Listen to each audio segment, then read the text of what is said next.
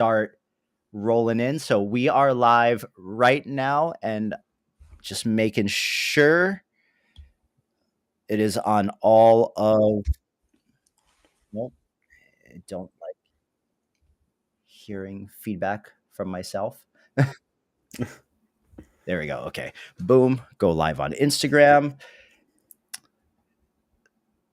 Twitch. Bam. Okay, cool. So yeah, we are live everywhere, and I'm just going to wait a minute for people to start popping in, but usually within 2 or 3 minutes we have the crowd.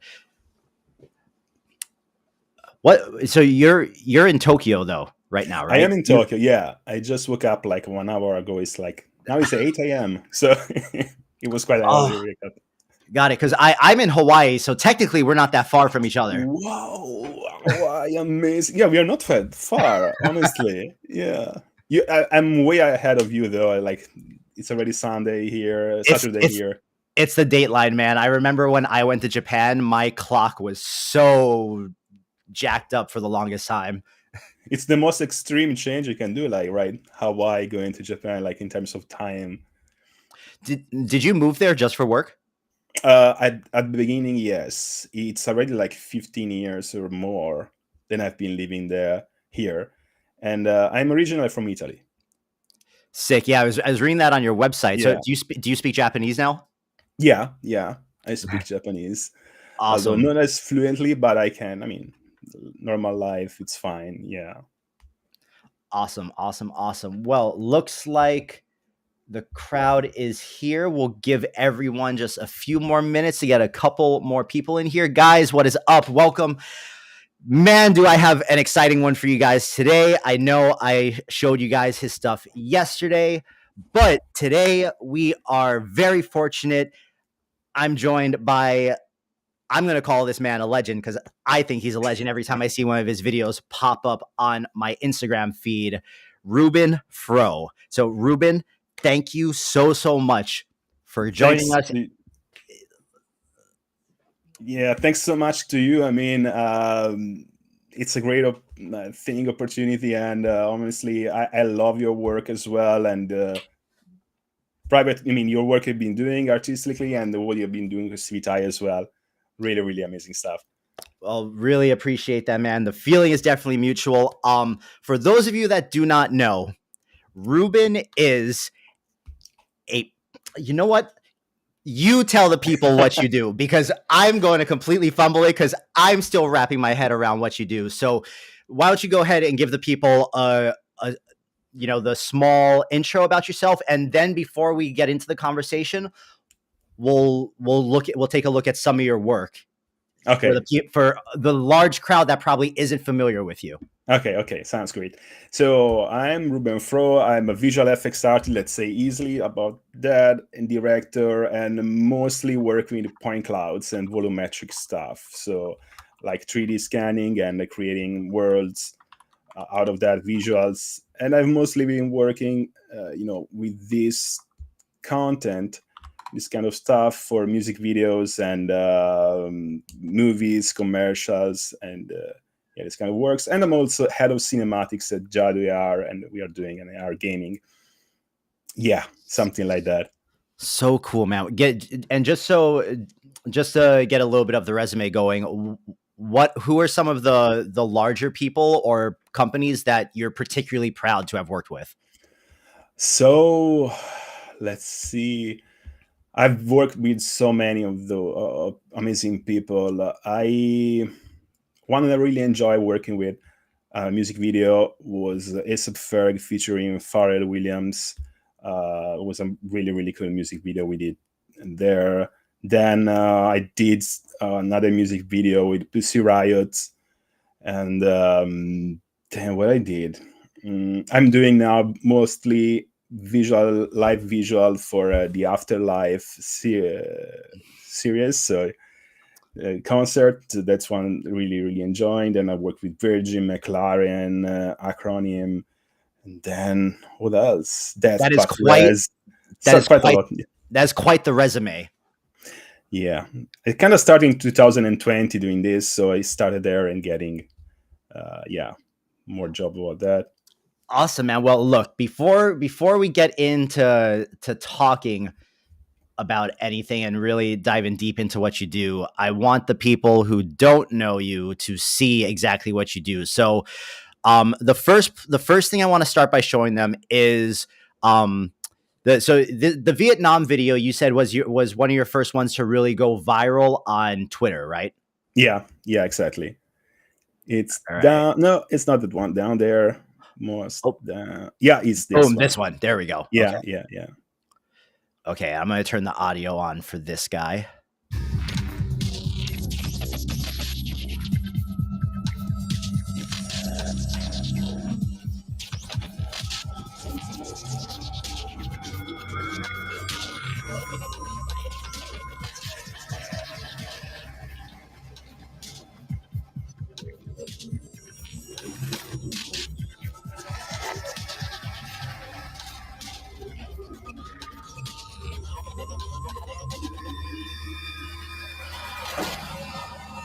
Dude.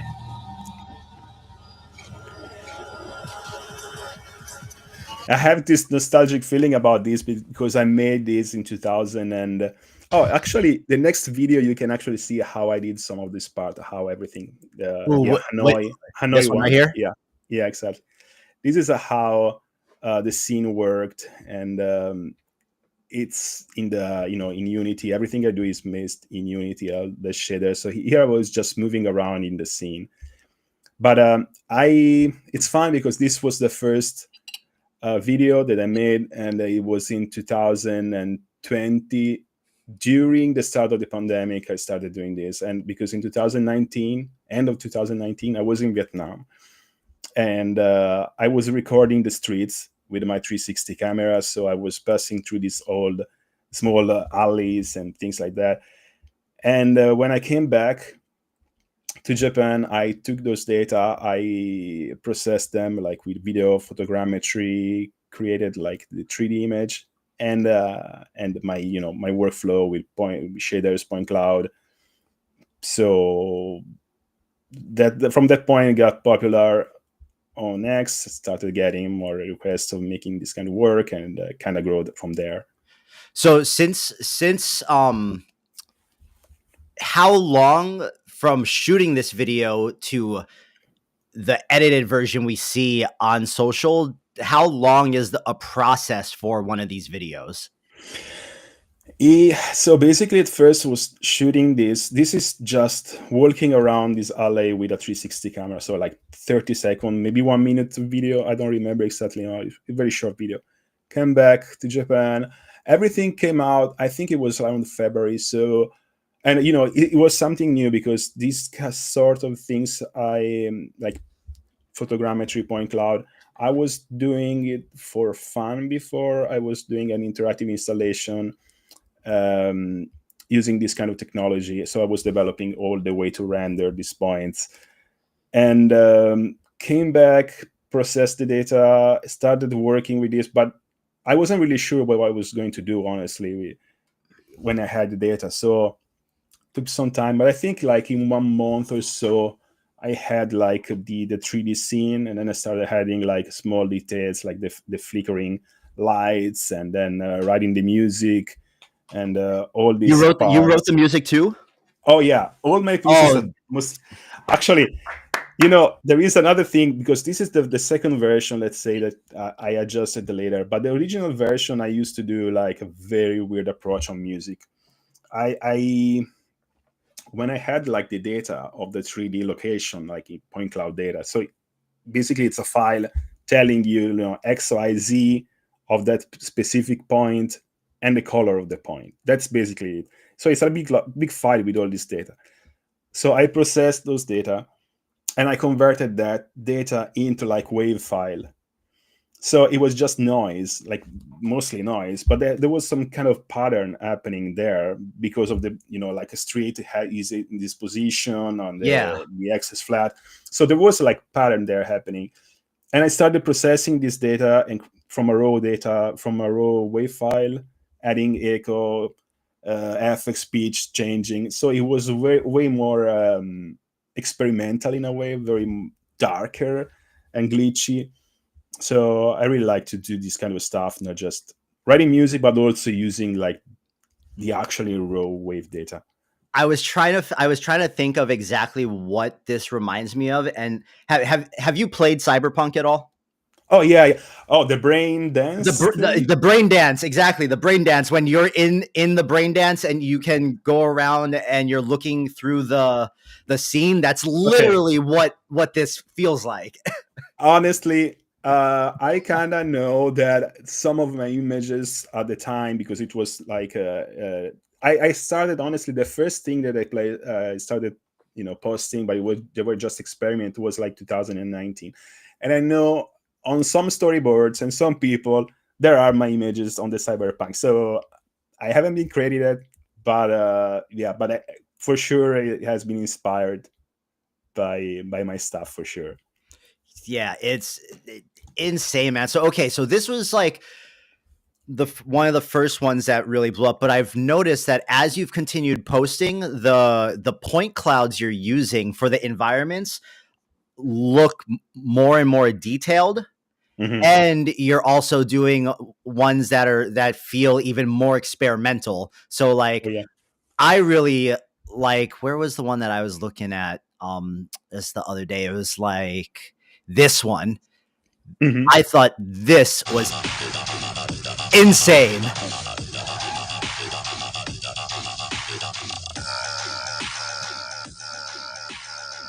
This also got quite popular on X as well, and it's fun because I spent so much time working on the piece that it's before this one, and that one didn't do as well. But this one, yeah, This one right yeah, here. exactly.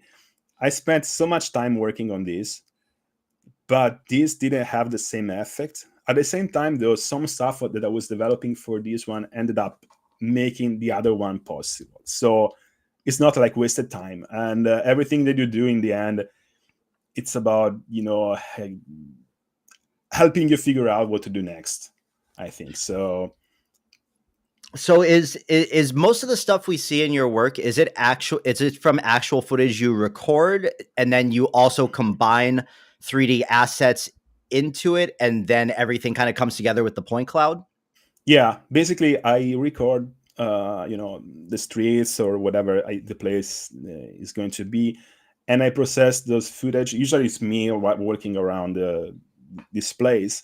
I process that through photogrammetry, so I can extract like the 3D, um, basically the 3D data from that place, and then I extract like the camera path as well, connect them all together, and apply all my FX there, and yeah, that's it, and that's basically that.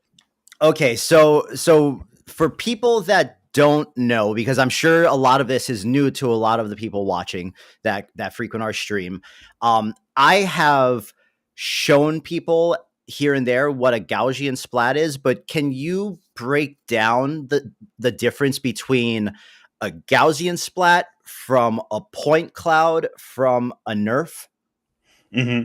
It's really really interesting, and even Gaussian Splat and Nerf, it's like the new kids on the block in a way, because point cloud used to be it's the simplest way to render this kind of volumetric content. If you can imagine like a single point in space and it has a color, it can have a direction, but at the same time it's just a simple point, and then you can decide how to render these points. In my case, I'm rendering these points sometimes as voxels, so they are like cubes, sometimes they are like spheres. It really depends how I want to render those, but it's basically that's it. So you can imagine, if it's like a single point in space, you can't have like reflection, so you don't know exactly how, it doesn't change as much. You can have colors and shadows, but it doesn't change as much from your point of view. Nerf came out, and it was a really really cool thing because it wasn't as precisely digital, let's say, as point clouds that are just single points in space. Mm. It was it's most like, I can imagine, it's hard to explain, but if you imagine it like a blob of like yeah, some kind of blobby thing that create a space. So some are smaller, some are larger, instead of just single points. And then it can change color depending by where you look at it. So for example, this is really clear when you see like a reflection in a Gaussian splat or a nerve. You can see like this surface, let's imagine like a mirror. If you see like a point cloud, the mirror is like, has always the same color. The point has always the same color. So if you look around, it's not moving the reflection. Right. So with nerve, instead, it has the ability to change the color depending by where you're looking at this. So you can create reflection. It can memorize, you can store it, right? And Gaussian splat is basically a simplified version, let's say, just to talk in more simply, of a nerve. But at the same time, it's also closer to point clouds in a way that it's easier to understand that instead of having points, you have like these sort of blobs that are basically circles, like ellipses kind of moving in space. So for example, if you have like a white wall behind you, you don't need like single points to define the wall, like the small points. Maybe you have a larger area, like a larger circle, white circle defining the wall.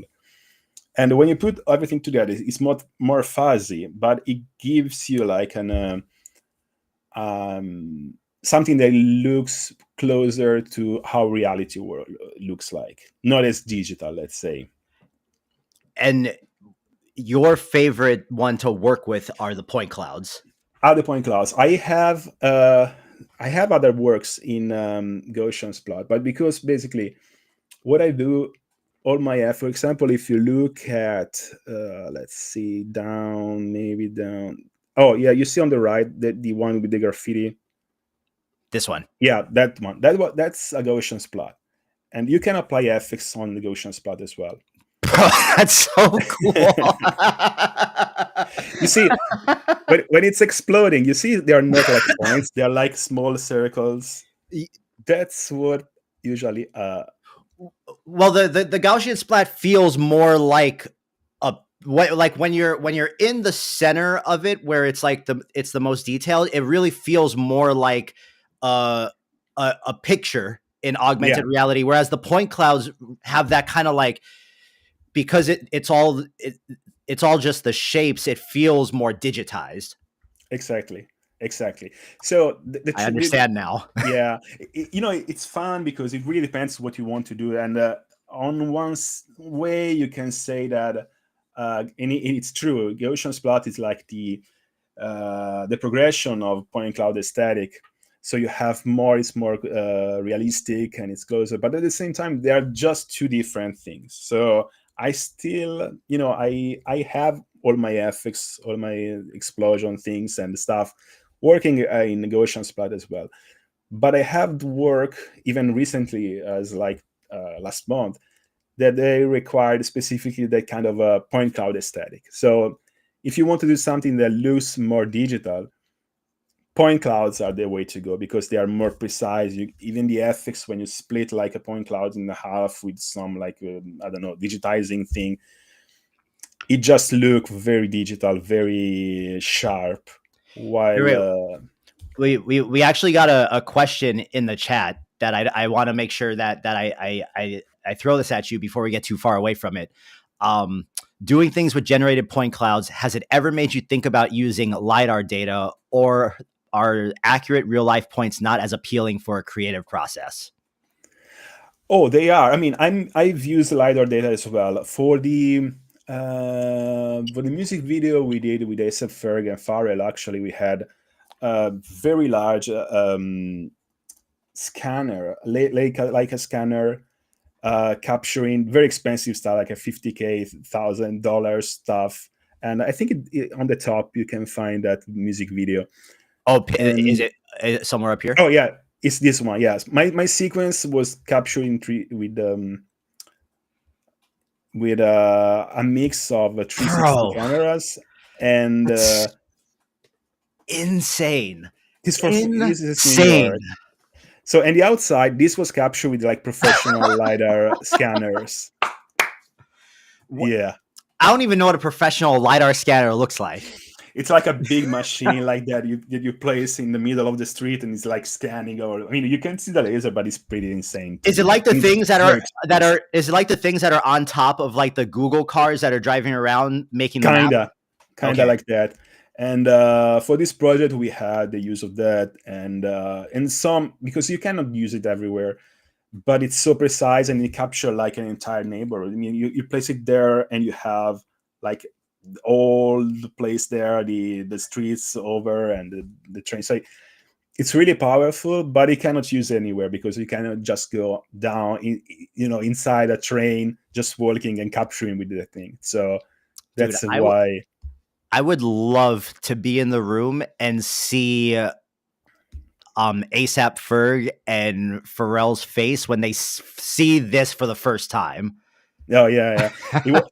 It was a really, really interesting project to make it happen. A lot of effort happening there, but yeah, I was very honored to have been work with an amazing director here, and Valentin Petit. He was a really, really amazing person that really helped me also to enter this space. So okay, let's talk about software stack, and because one of the questions in the chat was just what software do you use for these VFX, what tools, and let's talk about from like if someone just wanted to try to even attempt to do a rudimentary version of this, where would they start? But first, let's like talk about what you're actually using and what makes your work unique. Mm. Okay, so yeah, it's easier now, but I started doing this kind of stuff in 2020. Before that, I was into app development, and before that, software development. So I come from like a coding programming background. I was mostly familiar with that, and especially with shaders. Shaders are how you take some data, and it's like a coding happening on the GPU. So, and I had knowledge about doing those kind of coding, and I started building like a way to render point clouds in 2018, 2019, 2020 with shaders. So I'm using Unity, and I started first learning how to render point clouds in this way, and then I started adding, how can I add lights?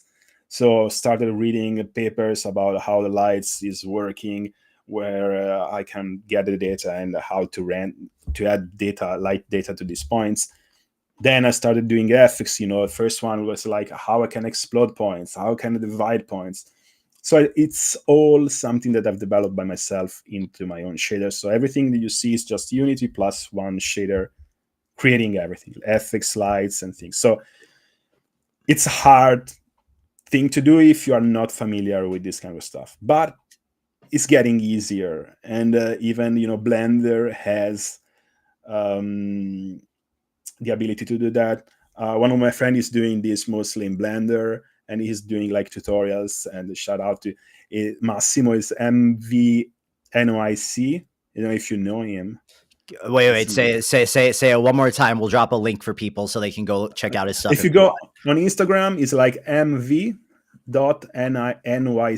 New York City, kind of. And he is doing this kind of work in you say Blender. MV mv.nyc. Yeah, there we go. he's doing all this point cloud stuff in Blender, so it's more accessible how he's doing that. And otherwise, I think Unity is a really great solution, but it has a lot. You have a lot to learn about that for sure. Is this something that could also be done in Unreal, or is Unity just much more ideal for this? So Unreal is great for rendering point clouds, but I think Unity has the ability to, if you start learning how to code shaders and how to manage all these effects by yourself, it's easier to write things in Unity. So to make things to move, especially if you have the point clouds and you want to create effects on the point clouds, Unity is easier to do that. With the Unreal, it's easy to render the point clouds as they are without animating them, because we have also the plugin to do that. But it's a bit harder, to go down, deep down level and change things. So especially if you have very large point clouds. Gotcha. So So everything, all of your work and everything we're seeing on your page recently, it's all a culmination of the same technique that you've been refining since about 2018. Exactly. The one, if you look at for example, the top right on there, I think this is like a point cloud, but it's so dense that it looks like ocean splat. And here here I have like light support and a lot of different effects and things. So yeah, it's so cool, man. Every time, like it's super dense. This is like, I think it was like 80 million points scans, and it's running real time in Unity. These kind of things. what type of rig are you running all this on, and are you able to render this stuff locally, or do you have to put it to a cloud? No. If this is, I have a 3019 RTX, and I mean, I have a good computer, probably the best I could buy, like in 2020, 21, I guess. But it's quite, a regular computer. It's not like crazy. Everything that you see now here, it's running in real time if I just decrease the number of points. So being able to, use Unity or Unreal, any real-time engine, helps a lot, especially also with work. Like if you have projects that require, tight schedule, you can just go and not think about rendering time, basically. Gotcha. What type of GPU are you working with? RTX 3019 I have now, NVIDIA. Damn. So you're not even on a 4090. No. I'm not. I want to buy. I'm waiting for the next one. I mean, you're waiting for the 5090. Yeah, exactly. We're all waiting for the 5090. Exactly. So I decided to wait a bit and let's see. But I want to upgrade. But honestly, it's fine. It's almost okay for me. I can wait some rendering time there, but for sure. Damn, this is we have one question. I don't know how relevant this is to you, but someone asked, what did you think about Unity's change of terms? I heard they were able to charge a lot of money for using their service. They changed back though. So they they realized they were doing something weird. I have this love-hate relationship with Unity, to be honest, because they've been doing like crazy stuff, but I think now they are in a good position. They changed and they saw a good direction, and I hope they stick to this direction and they're not just messing up, because they changed way too many directions before, and I think it should be better now. I feel like we all have love-hate relationships with the softwares that we use to make things. Exactly. So Ruben, are you familiar with the Instagram account Pixel Pusher? Does that name ring a bell? Oh yeah, for sure. Yeah, so Pixel Pusher just popped in and he's like, "How's this tie in with Civitai?" Well, funny you should ask. And Pixel Pusher is a good friend of mine. We've hung out a handful of times in person already. But so shout out to Jeru, aka Pixel Pusher. But Ruben is the second artist of a lot of artists I'm going to be inviting on who are extremely exceptional at what they're doing that doesn't necessarily spearhead with AI, but I want to not only introduce the AI community to these other exceptional visual effects artists and maybe provide some sort of inspiration, but also with the conversation, I want to start to create pathways and figure out where AI, from your point of view, can and will integrate into the type of stuff you're doing looking forward. Because even as people who use AI constantly, I don't think too many people could look at this and know exactly how it would fit into whatever your pipeline is. Yeah. So right now, how are you utilizing any type of AI, whether it's large language models or image generation or anything? And do you see it becoming even more prevalent going forward? Yeah. So I've been using AI different ways. So my work as head of cinematics at Jadu, there I'm doing less point cloud stuff, more regular 3D works. And in that sense, I've been using AI for generating a bunch of stuff like with stable diffusion, like the environments, some of the background environments that have been generated. I'm also using to upscale some renders just to simplify the creation of certain stuff, so I can just add details in AI and speed up the workflow for that. And a lot of concept, like concepting works and storyboards. That's where mostly I've been using visually the AI. However, in my point cloud stuff, I've been using AI, but not visually. So Mm. I've been using Cursor AI and ChatGPT a lot to help me, optimize my shaders, because it has like this knowledge. Cursor AI is very convenient because all the effects that I've been, everything that you see on my work is code, is basically, shaders code. So it's stuff that I write, and it's huge. It has a lot of different effects, and I have to create new things, think about solution, adding new stuff, and having something like Cursor AI and ChatGPT helping figure out what I want to do and how I do that easily. It has been super helpful, especially in the last, when I started using a few months ago, and like 5-6 months ago, I think. Really speed up how I can create ethics and do exactly what I want to do. So yeah, I'm using a lot there, and Dude, I really like ChatGPT. Sorry, because when I think about an effect, I write it down because I know how I could develop this if I had the time to go there and coding everything by myself. But at the same time, I write like the specification of what I want to do, what kind of things I want to create.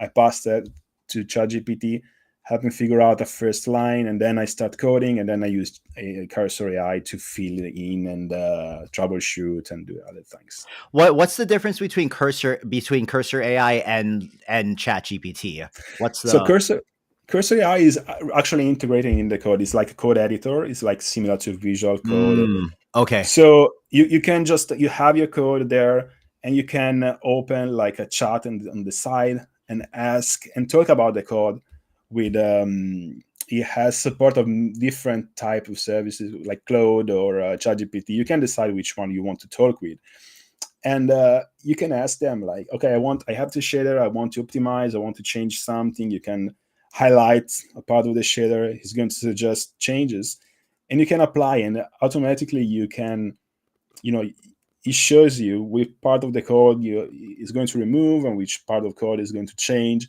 and you can accept, and you can keep going there. So you can keep coding inside the same environment, but also chat with the AI assistant, let's say. It's kind of Gotcha. like GitHub Copilot or something like that. But I really enjoy that, you working with that. Dude, the concert visuals are crazy. I'm like, Yeah, I'm listening to you, but I'm also watching the stuff that I'm scrolling through for the people, and these are all insane. thanks, man. I mean, this, and working with, I had a lot of different works for with Afterlife and Tale of Us, and it has been fun because for me also, everything is real time, so it's easy for me to just prepare something and render and send them to their workflow and everything. So and it's really really amazing to see this kind of work on like these huge screens that they feature some amazing artists, and your work you did as well, it has been amazing for sure. I really, I Really inspirational. one day I am going to physically go to one of these concerts and see the thing I make on the screen and not just watch a video of it. I wish I could have done that, but they had I had received the assets for Coachella to do my thing to. Yeah. I think the show the first show was on Saturday, and I received the assets Thursday evening, Whoa. and I had to have them delivered by Saturday morning, and so that's like Jesus. pulling the separate layers from the EXR file because everything is just massive, right, on the 3D composition. And then I had to take each individual piece of the composition. So 2 characters, 2 sets of cables, and the globe. And I had to put them all in their own compositions and crop them. And then after I had everything AI generated, I had to then all piece it back together Wow. and make sure that it lined up like pixel for pixel perfectly. Exactly. No, it's really an amazing job, and yeah, you did something crazy.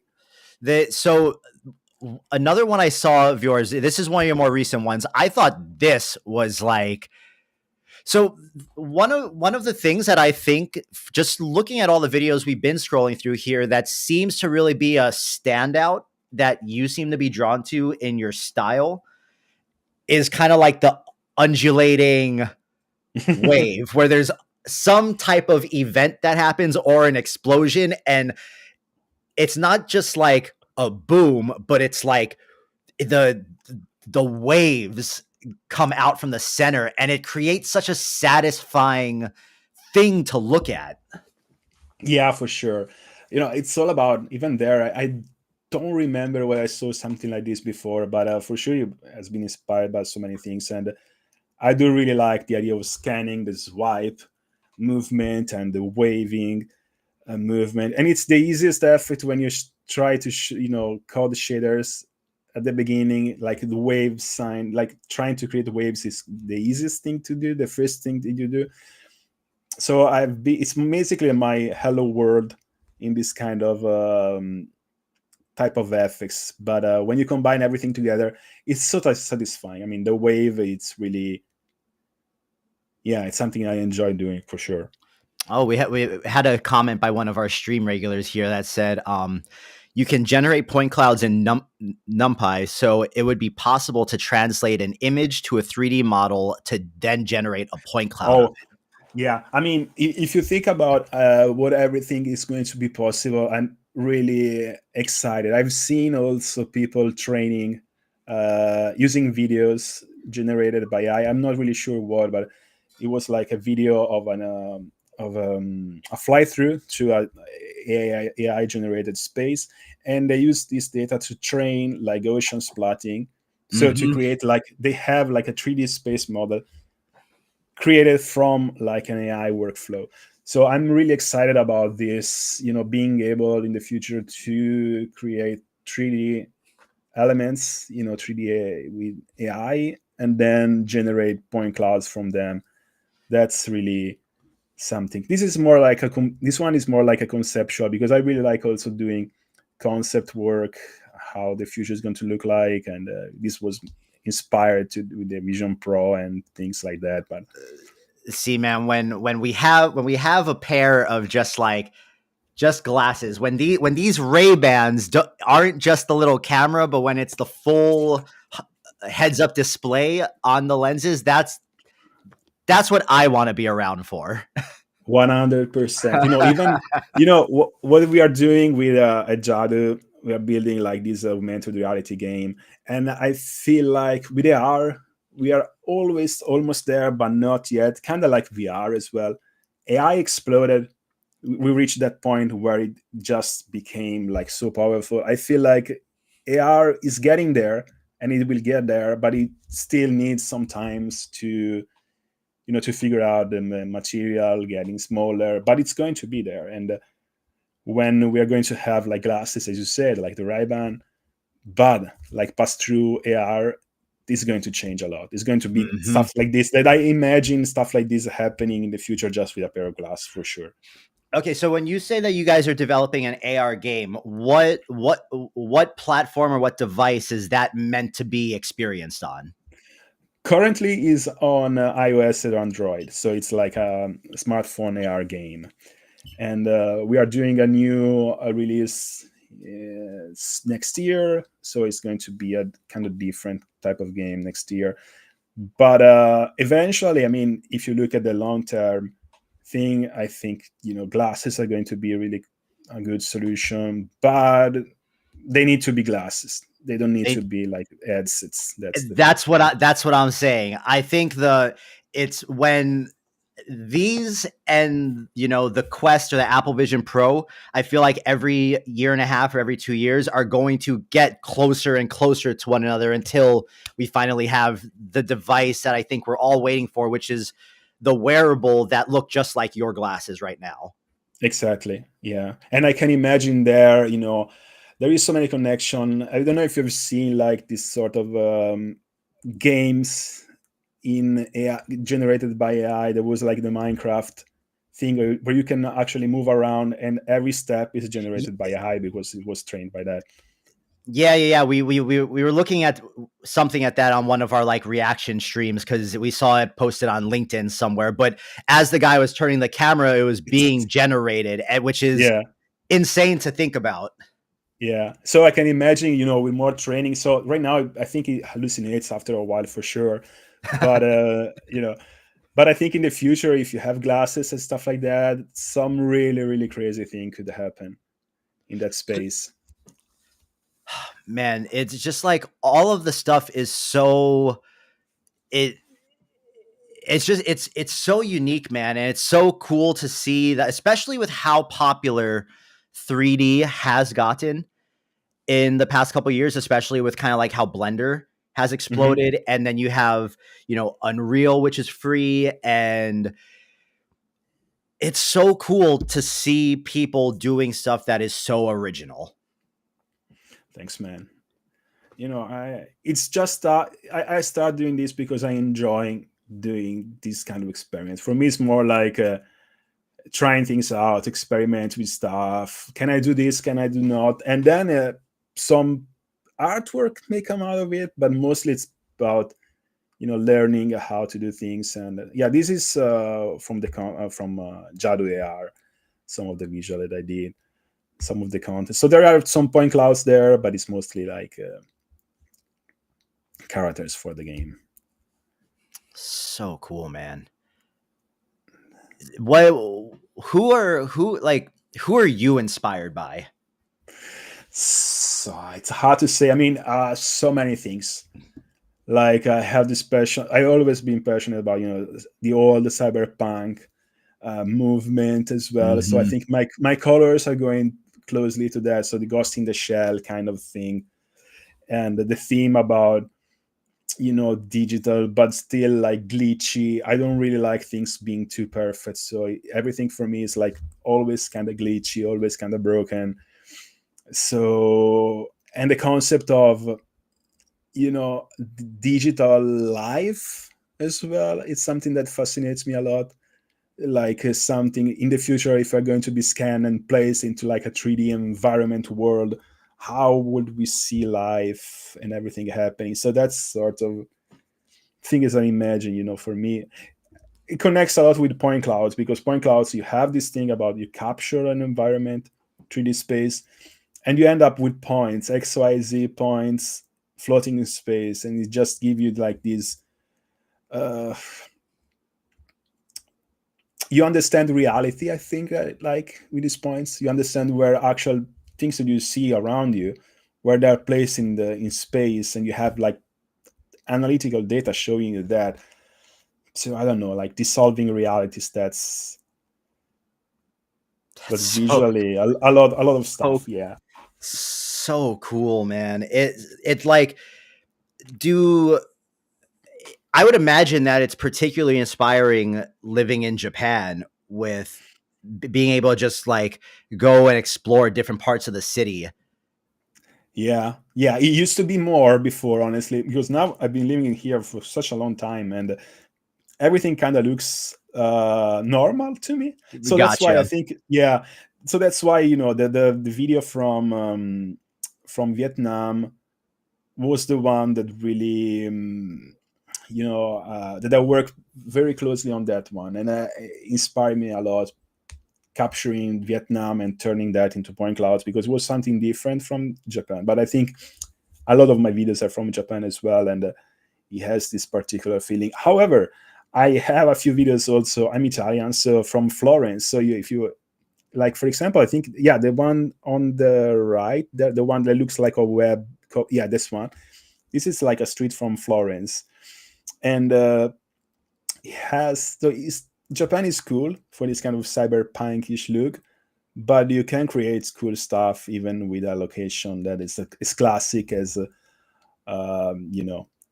medieval kind of look like Florence. Okay, so I'm sure at the level that you are doing things,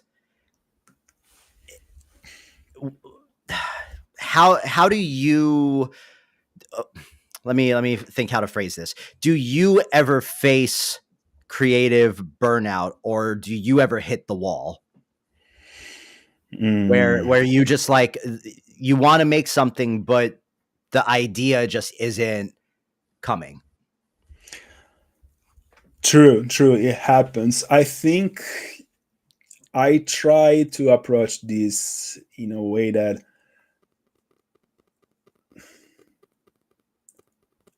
like, if I don't have like the ethics to make something like this happen, I can work on yeah, Pixel Pusher is in Japan. I think I saw your post somewhere. If you're still there, for sure, let's meet. But and yeah, I think, figuring out the problem, what you want to do, and how to do that, but at the same time trying to be realistic. If you cannot get there, how could you get as close as possible? Or trying to figure out if the basically asking when for people whose job it is to create, how do you keep that fire stoked? I think not taking too seriously as well, because if I get too obsessive in a way to create something and I really want it to be perfect, it's going to be hard. Sometimes it doesn't need to be as perfect as you want things to be good, to be exactly what you want to achieve. And at the same time, you have to get inspiration and try new things, and change. Even if if one direction doesn't work out, stop doing that, try something different, take a new approach. But for sure, I mean, it's normal to have like the creative logs and stuff doesn't work out, and that's for sure. You can spend time like a day or two like working on something and progressing just 1%, and then however one day you can do like 99% of the work just in a few hours, if you get the idea. So it's just about don't be so serious, don't focus too much, and yeah, I think something like that, to be honest. It's funny how different it feels when that lightning strikes and you immediately get put into the flow, right? Yeah, because it's frustrating when you work so much on something and it just doesn't work, but you try to make it work, and you have to learn to like step back. Okay, let's see, this doesn't work. It's maybe better to start from the beginning or take a new approach. So that's for sure. And then you can, realize that there is a user solution. All right, we had a Unity question here. Do you use the NVIDIA Unity plugin, NVIDIA Flex, for liquid simulation in any of your videos? No, I think I had like some liquid simulation like here, but it was like I don't know, some very simple asset that I got from the Unity asset store. Everything related to point cloud is all by my shader. So all the FX, all the colors, and all the FX. Guys, so yeah, guys, what you're seeing here is from a shader that Ruben has been writing since 2018. So a lot of the stuff you're seeing in his work is unique to him because he literally is writing the code for it. Yeah, he kind of started working with point clouds with an interactive art installation, and so learning step by step. First just rendering, then colors, Where did effects. where did the point cloud start for you? Because this feels like a very niche thing to be drawn to, but like what were you doing? Because I know you were Mhm. developing the apps and you were a programmer, but where was like at what did you see, or what was the moment where it was like, oh, I need to make something with that? So when I started, there were a few people that were doing, oh, very, very few people that were doing point cloud works. One really good was Benjamin Bardot. He's a really great artist working with this with point clouds. He was working with the Houdini before, so it was like a different approach. But for me, was I wanted to be working in real time, so that's why I started with Unity. There was another technology artist called Patricio Gonzalez, and he's Vivo, and he's a really, really good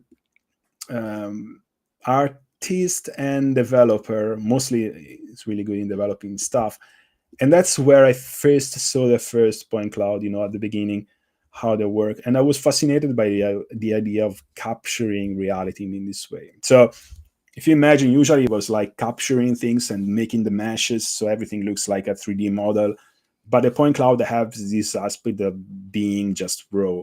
And it's usually, when people scan things and get like a 3D model of something, they pass through point clouds, like capture reality, create point clouds. And from point clouds, they create the meshes, so like the 3D surfaces.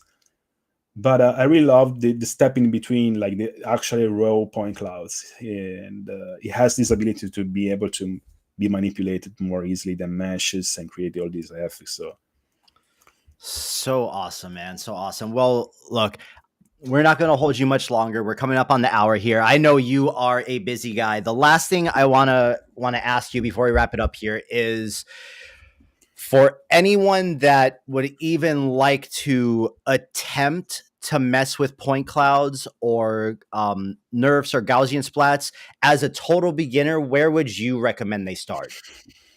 mm. The hard solution would be for sure to learn shader coding. That's for sure. Otherwise, Blender has solutions now, but I don't know exactly. I think some plugin make that easier. At the same time, it still requires some coding for sure. So that's one big step. But I feel like even integrating with AI could be really, really i- interesting approach as well. So Well, luckily now, I mean, so from firsthand experience, I have a bunch of friends who are super talented in AI who had no coding experience, but thanks to things like Claude and ChatGPT, I've literally sat in Discord and watched them just have conversations with the bot. And a couple weeks later, they're making these insane nodes for Comfy UI because there was a functionality that they wanted for their workflow that there was no node for. And just because they wanted it that bad, they sat there and they went back and forth with the chatbot and they were able to write a code and create the thing that they wanted. So it's like, as long if you really want to do it, I feel like very little is off the table for anyone now. oh yeah, for sure. And honestly, I mean, AI, if you think about how you can learn from AI, is like we used to have tutorials, books, and stuff to follow before, but now with AI, it's so much easier to learn new stuff. So whatever it is, like if you want to learn coding and you really set up everything with that, talk with a ChatGPT or whatever, you can make it. You can do it right now. So yeah, it's endless.